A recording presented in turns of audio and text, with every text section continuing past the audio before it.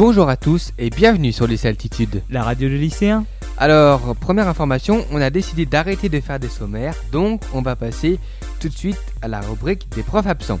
Le mardi 24 avril, Madame Corral, Monsieur Gillard, Monsieur Roux en EPF sera absent le matin, Madame Guidon et Madame Kaufmann seront absentes, tout comme Monsieur Digonnet et Monsieur Thévenot et Madame Trutin et la documentaliste Madame Brouillère qui accompagne des élèves en Italie jusqu'à vendredi.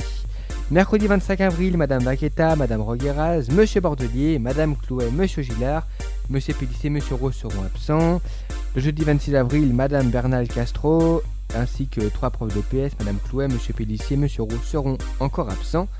Et le vendredi 27 avril, Monsieur Badin, Monsieur Bordelier, Madame Clouet, Monsieur Gillard, tout comme Madame Deval-Bourgeois, seront absents.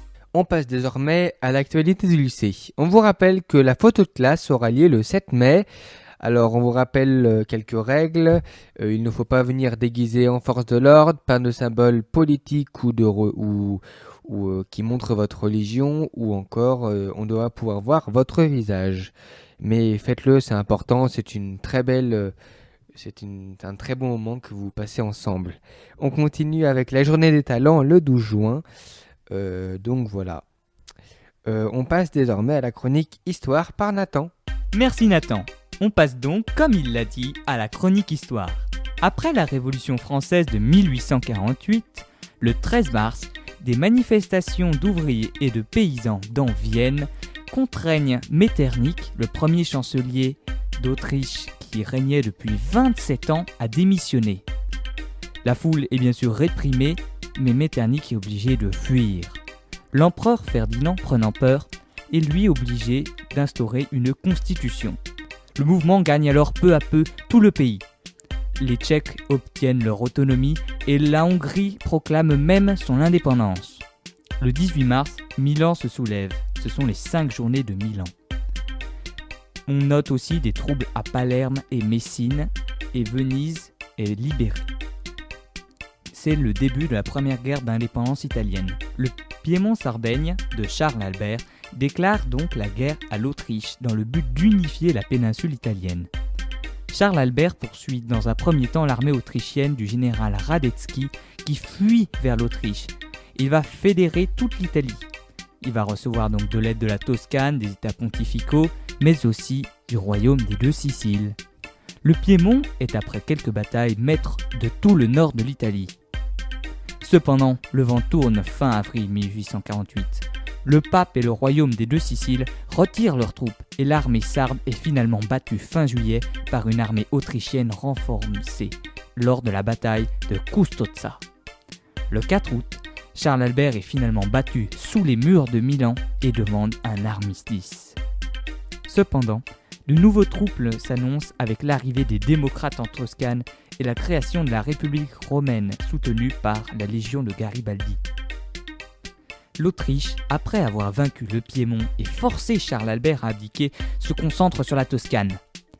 La France, voulant limiter l'influence autrichienne en Italie, fait tomber la République romaine. Forte de son succès en Italie, l'Autriche rétablit l'ordre dans l'Empire et vainc à l'aide de la Russie les rebelles hongrois.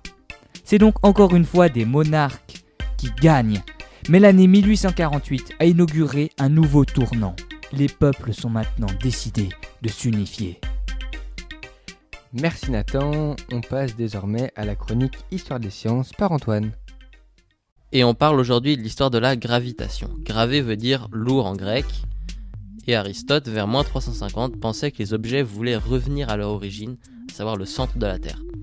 Mais du coup, vu qu'il y avait des objets qui n'avaient pas pour origine le centre de la Terre, il devait les distinguer de ceux qui étaient sur Terre. Par exemple, la Lune. Ensuite, vers le 7e siècle, Al-Khwarizmi imagina que les gros objets s'attiraient entre eux. Puis ensuite, suite à ses travaux et à ceux de plusieurs autres, dont Galilée, Newton montre que tous les corps s'attirent plus ou moins selon leur poids respectif et leur éloignement. La plupart d'entre vous ont déjà entendu, je pense, de P égale mg et force de A sur B égale grand GMA fois MB sur D carré. Encore plus tard, Einstein changea cette théorie de la gravitation, mais ça commence à pas être très simple là. On peut voir que cette théorie des interactions gravitationnelles comme un exemple du fait que les théories physiques, comme mathématiques, ne sont pas fixées et sont changées constamment en fonction des nouvelles découvertes faites. Merci beaucoup Antoine, on passe maintenant aux informations pratiques du Dôme Théâtre. Demain au Dôme Théâtre, un spectacle donc du théâtre Ivanov d'après Tchekhov, mise en scène par Émilie de Chariot, que l'on a déjà vu cette année dans les temps forts de Sud-Sud dans King Kong Theory, où elle mettait en scène le texte de Virginie Despentes sur la condition féminine. On n'avait pas été déçus par sa première mise en scène, et donc on espère que cette mise en scène de demain soit encore si fantastique que la première, et on est surtout content de découvrir une pièce incontournable du répertoire russe. Peux-tu nous dire ce que tu as pensé de la première pièce et nous expliquer un peu de quoi elle parlait et en quoi elle était si géniale ? Oui, alors bien sûr. Alors King Kong Theory, il faut savoir que c'est un livre dans lequel Virginie Despentes raconte le monde du viol, de la prostitution qu'elle a vécu. Et le spectacle, le choix qu'a fait Émilie de Chariot pour faire ce spectacle, c'était de mettre une danseuse, une comédienne qui racontait des passages du livre, donc le viol et la prostitution, des passages, bien sûr, vous vous en doutez, pas forcément très joyeux, mais les comédiennes le disaient si bien qu'elles nous ont transmis, je pense, une émotion et une émotion, il n'y avait pas un bruit dans la salle et franchement c'était une pièce de forte intensité. Merci Nathan. Et chers auditeurs, je vous le dis, il n'avait pas préparé cette partie-là, alors on l'applaudit bien fort. Voilà, donc merci Nathan. Je continue sur Ivanov, donc très rapidement, elle est créée en 1887 par Tchekhov et elle est aujourd'hui jouée par de nombreuses compagnies. Donc je ne vous en dis pas plus, je vous dis juste, allez la voir. Merci. Et maintenant, le problème de français et sa résolution par Nathan lui-même qui va donc reprendre la parole. Vous le savez, étant littéraire, j'aime bien vous donner des figures de style un peu tordues. Alors il fallait trouver le nom de cette figure de style dont la phrase était « Le nez de Cléopâtre, s'il eût été plus court, toute la face de la terre aurait changé ».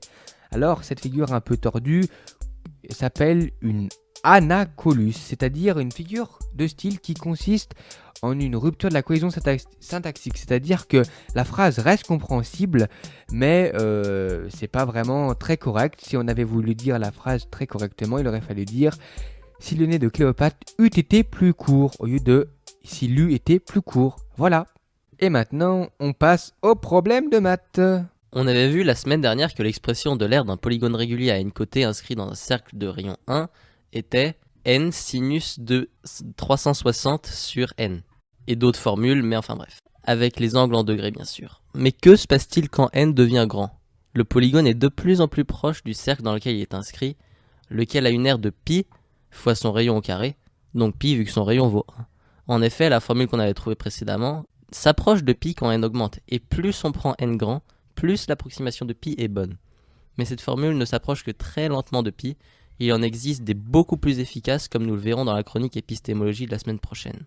Vous pouvez bien sûr retrouver cette correction écrite sur le site.